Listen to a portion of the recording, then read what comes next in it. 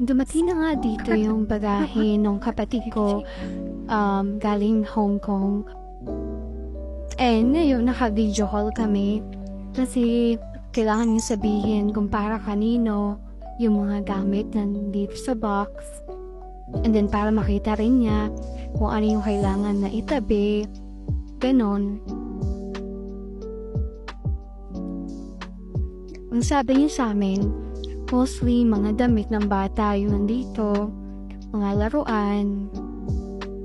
Kasi meron siyang mga gamit doon, mga binibigay sa kanya ng amo niya. So pinapadala niya dito. Then ayun, yung maraming biskuit. Paborito namin yan. Sarap din kasi siya. Nandito, namimili na sila kung para kanino. Ito nga yung sa kapatid ko, yung para sa camera. Ganda niya, grabe.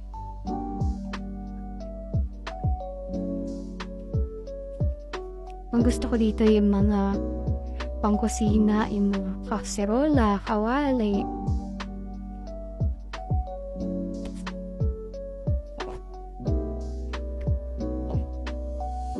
Talaga tayo mga mami, no? Ang mga ganito, mga pangbahay na talaga yung importante.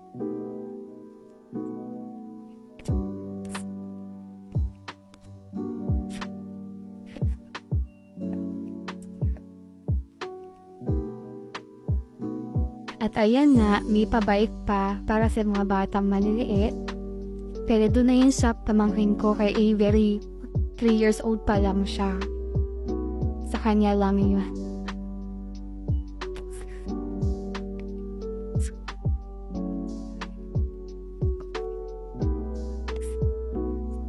Dito tapos na silang magtanggal ng gamit sa box. Pero naka-video call pa rin kami sa kapatid ko, sa kasabayaw ko. And then binubuo sila ditong flower na puzzle. At ito nga, pinagtatawanan siya ng mga kapatid ko.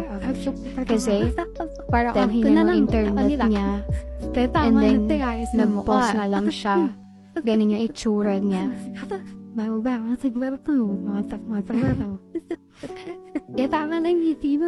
Then, later on, gumawa na ako ng Graham, mango Graham. Gabi na to, madaling araw na kasi nga may shift pa ako. Kasi nga tomorrow, 24, birthday ng mama ko and Christmas Eve na rin.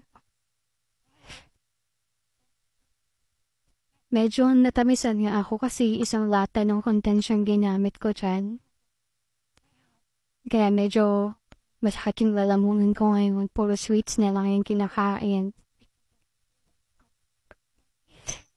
Nakatatlong container din ako dyan. Isa nito, itong malaki na to, and then isang aluminum na medyo maliit dito, and then isang tub. Ganon. Yan, yung aluminum.